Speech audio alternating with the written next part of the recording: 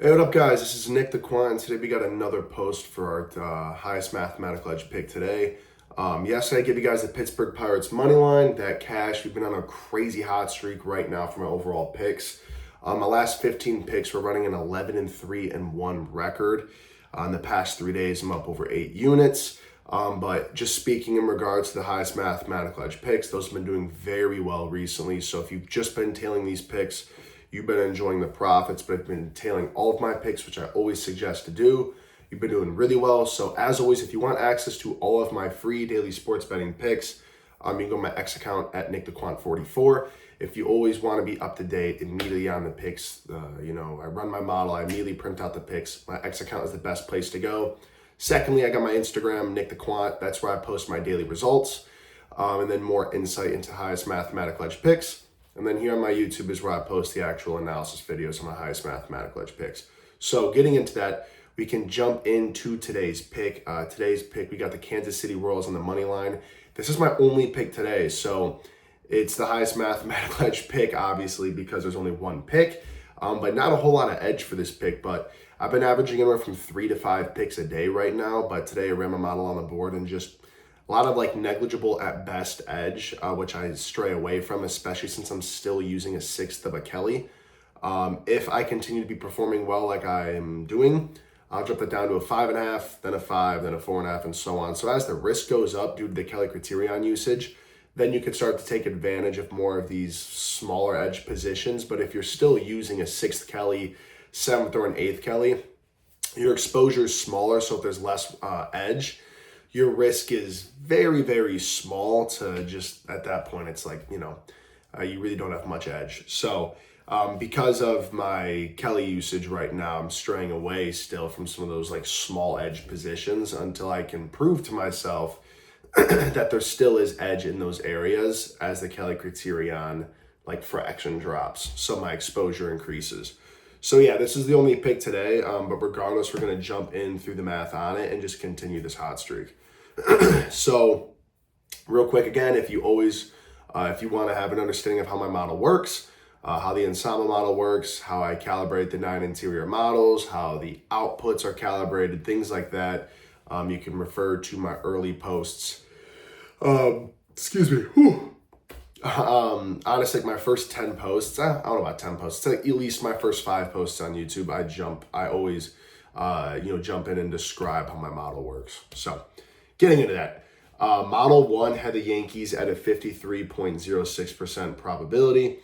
Model 2 had the Royals at a 32.61. Model 3 had the Royals at a 54.26. I think I just said Model 3. Model 4 had the Yankees at a 60.29.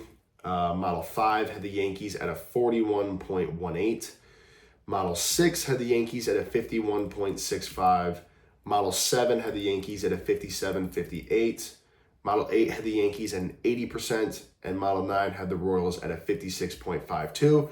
So like I've said in my previous posts, all of those probabilities you spoke on are the calibrated probabilities, and those calibrated probabilities, they exist based off of the actual real-world results of the initial predictions those models produce.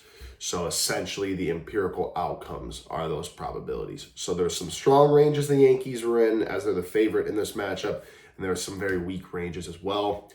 The amount they contribute to this initial predicted or this initial output probability depends on the reliability of those calibrated probabilities, which is contingent upon the amount of sample size of each probability.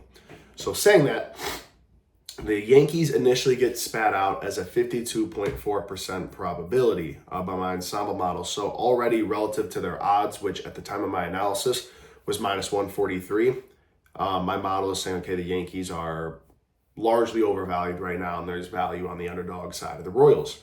But if we apply that second layer calibration, we can see that when my ensemble model up to this point in the season produces anything that's in that 52% probability range, those are only winning 44% of the time. So the Yankees on second layer calibration get dropped down to a 49.51% probability. So now the Royals are being favored very slightly mathematically, but as far as pricing goes, significantly. So now we apply a third layer calibration, which is where we take into account what market region the Yankees reside in as the favorite. And the market region the Yankees reside in is a rather indifferent market region. It has a 53% win rate on the season.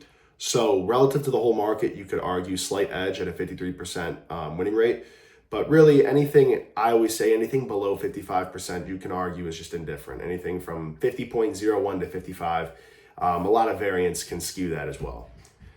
So saying that, 53% market region, we apply that calibration, that drops down the Yankees to be a final probability at a 50.9% probability. So relative to their price at minus 143, they're significantly overvalued. Royals, my model views as being undervalued. So we can see that the Royals' expected value is a plus 7.53%. The Yankees a negative 13.51. So using Keller Criterion, measuring that probabilistic edge, so we can measure our risk assessment or risk profile, if you want to say. We got the Royals risking 1.05% on their money line or 1.05 units. So that is the play today. Again, only one play, but we got pretty coin flip math here. I mean, you got the Royals at a 49.1% probability, Yankees at a 50.9%. But we got large pricing edge right now on the Royals. You got them at plus 119, but a 49.1% probability. That gives them good expected value. So overall, still got great value on the Royals despite us only having one pick. So lock this pick in. Let's continue jamming. And I'll see you guys tomorrow.